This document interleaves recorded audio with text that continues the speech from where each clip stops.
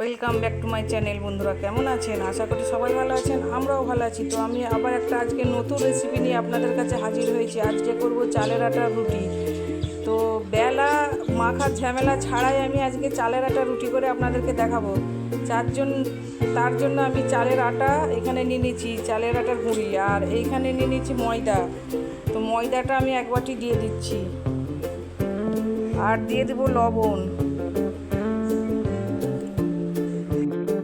তো এই দেখুন আমি লবণটা মাখিয়ে নিচ্ছি, আর আমি ফুটন্ত গরম জল দিয়ে আস্তে আস্তে করে ব্যাটারটা মাখিয়ে নেব।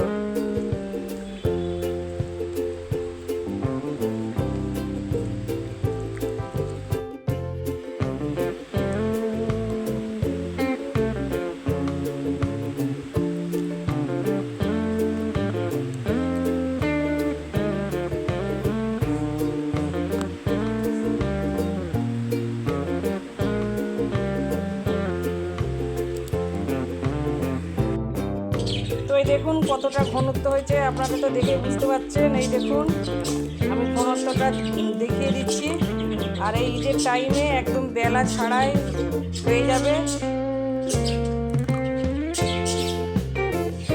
তো তাওয়াতে এখন আমি তেল ব্রাশ করে নিচ্ছি। দেখুন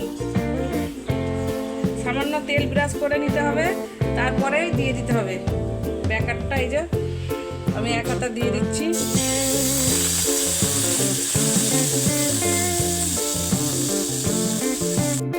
তো এই দেখুন আমি এক হাতা দিয়ে দিয়েছি। তো এই দেখুন বন্ধুরা কত সুন্দর আমি রুটি বানিয়ে ফেলেছি। না বেলার ঝামেলা আর করতে হবে না, আপনারা এইভাবে রুটি বানিয়ে ফেলবেন। কতটা সুন্দর হয়েছে আপনারা তো দেখে বুঝতে পারছেন। তো আমি এখন ভিডিওটা এন্ড করব। সবাইকে টাটা, বাই বাই, আল্লাহ হাফেজ।